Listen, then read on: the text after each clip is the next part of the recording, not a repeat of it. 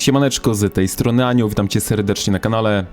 W tym odcinku przyjrzymy się, co osiągnąłem na tym KVK w pojedynkę, jak i co osiągnęło nasze przymierze. Jedno z najciekawszych, jak nie najciekawsze KVK pod względem walk, jakie mieliśmy tutaj w VP. To nie tylko moje zdanie, ale wielu członkom się naprawdę podobało. Niestety, jak to bywa w tej grze, albo masz ciekawe KVK kosztem wygranej, albo wygrywasz i masz nudne KVK. Tym razem los chciał, że mieliśmy bardzo ciekawe KVK, aczkolwiek kosztem wygranej. Jeśli za wygraną uznamy trzymanie smoka w czasie podsumowania. A skoro o podsumowaniu mowa, to przejdźmy do karty z podsumowaniem. Jak widzicie, podsumowanie jest już za nami, więc pora odebrać tutaj achievementy. Pierwszy, drugi oraz trzeci. No i jeszcze za magmę. Odbierzmy sobie tutaj emblemacik oraz pora na losowanie. Kogo bym chciał tutaj dostać, to pytanie może trapić wiele osób. Niektóre osoby, z którymi mam większy kontakt, między innymi na Discordzie, na który was teraz serdecznie zapraszam. Pewnie domyślają się, że poluję tutaj bardziej w Tobina, którego jeszcze nie mam, a bohater do kawalerii jak najbardziej by mi się przydał. Oczywiście jeśli trafimy Mogro, to też nie będę zawiedziony. Także w pierwszej kolejności Tobin, w drugiej kolejności Mogro. Reszta bohaterów tak naprawdę mnie nie interesuje, więc sprawdźmy, co ten los nam przyniesie. Koło się kręci, no i mamy Falgrima. Mogło być gorzej, mogliśmy dostać Tandelyn na przykład. Oczywiście Tandelyn jest dobra, ale to konto jest kontem, jak możecie tutaj zobaczyć, to konto jest kontem strzelca, więc kolejne tokeny do Falgrima jak najbardziej się przydadzą. Moja Tandelyn będzie wymagała naprawdę dużo pracy, jeśli bym się na nią zdecydował, więc całe szczęście, że jej nie dostaliśmy. Aczkolwiek szkoda, że nie trafiło na Tobina. W każdym razie widzę, że mam 10 kluczy tutaj od razu, to sobie otwórzmy. No i zobaczmy, co tutaj dostaniemy. Nic ciekawego, więc możemy w tym momencie już przejść do podsumowania tego KVK. Więc zaczniemy tutaj od mojego profilu. Co tutaj osiągnąłem?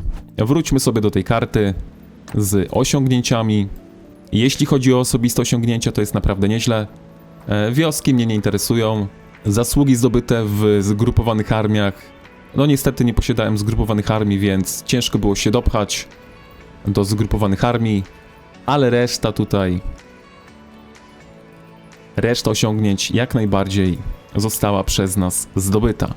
Najważniejsze z nich to oczywiście wyleczone 15 milionów jednostek za pomocą surowców oraz zdobycie 12 milionów zasług. A skoro jesteśmy przy zasługach, to przejdźmy do mojego tutaj profilu. Moja obecna moc 58 milionów mocy, 22,5 milionów zasług. Myślę, że wynik jest naprawdę bardzo dobry. Moja obecna mana 880 milionów. Wydałem na tym KVK około 500, może 600 milionów, więc mógłbym teoretycznie podwoić ten wynik. Ale popełniłem tutaj jeden ogromny błąd. Błąd, o którym mówię, tyczył się wybrania polityk. Tutaj zdecydowanie powinienem wziąć stockpile. Niestety wziąłem większe dzienne leczenie za surowce, co kosztowało mnie tak naprawdę odblokowanie jednego bohatera w czasie najsilniejszego lorda, w czasie dnia walk. Niektórzy z was pewnie widzieli ten screen, że wyleczyłem w ciągu jednego dnia 8 milionów jednostek. I jednak to było nadal za mało, żeby osiągnąć 5. miejsce w najsilniejszym lordzie w czasie kill eventu. 8 milionów wyleczonych jednostek dało mi pozycję około 14. Tam mogło się coś jeszcze zmienić, bo nie miałem już czym walczyć, bo nie mogłem już leczyć. Ale te 8 milionów wyleczonych jednostek T4 dało mi około 3 milionów 700 tysięcy zasług, więc gdybym podwoił tylko tę liczbę, to mógłbym być na pozycji nawet 5. Na 4. pozycji tutaj nie widać, ale 4. pozycja również należy do gracza z VP. Na 4. pozycji był tutaj nasz propagandista Piaszczurów, czyli Slawko. W każdym razie wybranie tej polityki kosztowało mnie odblokowanie bohatera. Jeśli chodzi o inne rankingi, to sprawa wygląda następująco. Największa moc obecnie na tym serwerze wynosi 165 milionów. Jakie konto ma najwięcej mocy, tego wam nie powiem, bo musielibyśmy sprawdzać. Ravena raczej nie walczyła. Z tego co wiem, AC miał jakąś dramę z Raveną. No i zmieniła sojusz z AC na DK. O AC jeszcze będzie film. AC było naszym sojusznikiem, ale film o tym sojuszu będzie inny. Teraz przejdźmy do meritów. Tak prezentuje się ranking zasług. Wczoraj jeszcze Giroud był pierwszy. Dzisiaj Ego tutaj nie pozwoliło być na pozycji drugiej graczowi z AC. No i mamy tutaj zmianę w rankingu. W każdym razie tak wygląda ranking największych tutaj wojowników na tym KVK. Całkiem sporo tutaj jest graczy z VP. Może przejdziemy do tej 50, tak? Zerkniemy sobie na szybko top 50. Jak widzicie tutaj mnóstwo, ale to mnóstwo graczy z VP. Był to naprawdę bardzo waleczny sezon. Pozycja 50, 21 milionów zasług, więc walki tutaj na pewno na tym KVK nie brakowało. Zerknijmy sobie jeszcze w surowce. Mamy tutaj bociarnię tak zwaną. Mamy tutaj nawet Bakiego. Gratulacje oczywiście.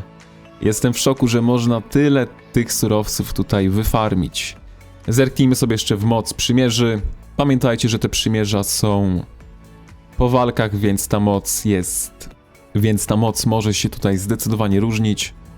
W każdym razie, jak widzicie, nie byliśmy najmocniejszym królestwem, a jak się zaraz przekonacie, mamy tutaj najwięcej zasług, bo walczyliśmy prawie całe KVK albo 1 versus 3, a w pewnym momencie praktycznie 1 versus 4. Stąd taka imponująca liczba zasług. AC tutaj również coś tam powalczyło, ale to były walki raczej po same merity, nie zdobywali żadnych terenów. Nie mówię o samym początku tego sojuszu, bo było naprawdę, w planach było to nieźle, ale niestety gra zweryfikowała, które królestwo jest mocne, a które królestwo sobie nie daje rady. Na pewno zaskoczyło bardzo pozytywnie królestwo 211. Myślę, że zaskoczyli tutaj wszystkich. Bardzo aktywne królestwo. DK plus Ark, jak widzicie, łącznie mają praktycznie tyle zasług co my. AC, no, tam bardzo dziwny czat z dyplomacji był. Tam był bardzo dziwny czat dyplomacji. Film o samej dyplomacji będzie na kanale wkrótce, więc poznacie historię, zobaczycie nagranie, jak to wyglądało od strony R4, R5, także myślę, że będzie na to czekać. W każdym razie na tym KVK było 6 królestw. Jeśli miałbym wybrać top 1 królestwo, które tutaj się najlepiej pokazało, to dałbym oczywiście nas. Myślę, że film z walk, które zobaczycie, utwierdzą was w tym przekonaniu. Top 2 przymierze, top 2 królestwo w moim odczuciu to 211. Myślę, że naprawdę bardzo się dobrze pokazali. Top 3 królestwem, tutaj ciężko mi powiedzieć tak naprawdę, bo no AC nie dało sobie rady zatrzymać DK. Teoretycznie AC miało być na tym królestwie najmocniejsze, mieli najwięcej mocnych graczy. Byli takim kolosem jednak, jak się okazało, na glinianych nogach, więc osobiście dałbym chyba nawet DK na pozycji 3. Na pozycji 4 myślę, że długą wojnę 1 na 1 z AC Ark również by wygrało, bo aktywność AC jakaś nie była spektakularna.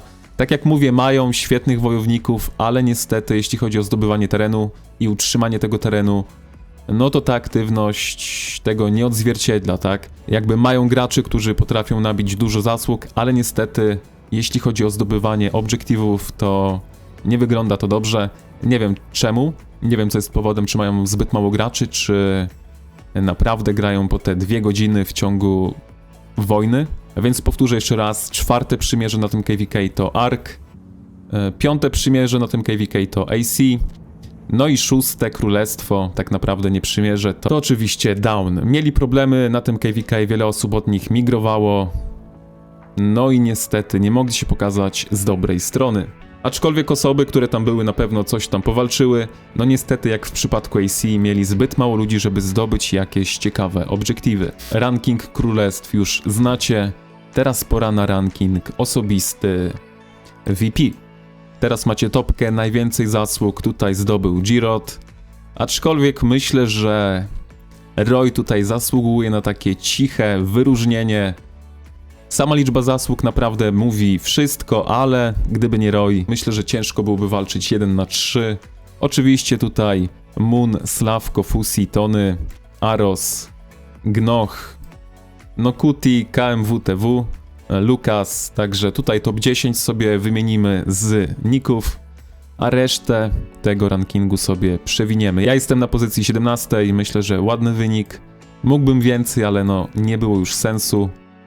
Jeśli chodzi o zasługi, to naprawdę większość osób, zdecydowana większość osób spełniło ten mityczny próg 10% KP. Także jeśli chodzi o same walki, uważam, że dużo osób dało z siebie naprawdę dużo. Niektórzy mogli dać więcej, niektórzy dali aż nadto. W każdym razie widzicie, że 100. pozycja ma 7,5 miliona zasług. Bardzo dobry wynik.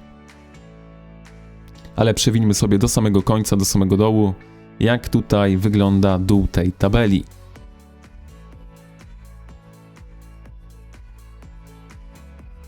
Tutaj powiedziałbym, że są ostatni gracze, którzy zasługują na jakieś wyróżnienie. Ostatnim graczem jest gracz Krixalis. Zerknijmy sobie w niego na szybko. 46 milionów mocy, jaką ma najwyższą, 52 miliony, więc jest to gracz jeszcze T4. Dla T4 mamy 7,5%, aczkolwiek jest to gracz, który trochę używa tej piechoty. Tak jak mówię, bardzo często go widzę z tą piechotą na polu walki. No i myślę, że każdy się zgodzi, że zasługi Legionów Piechoty powinny być, przynajmniej w tym rankingu, przynajmniej w tych procentach, powinny być liczone podwójnie. Także naprawdę mnóstwo osób walczyło bardzo dużo.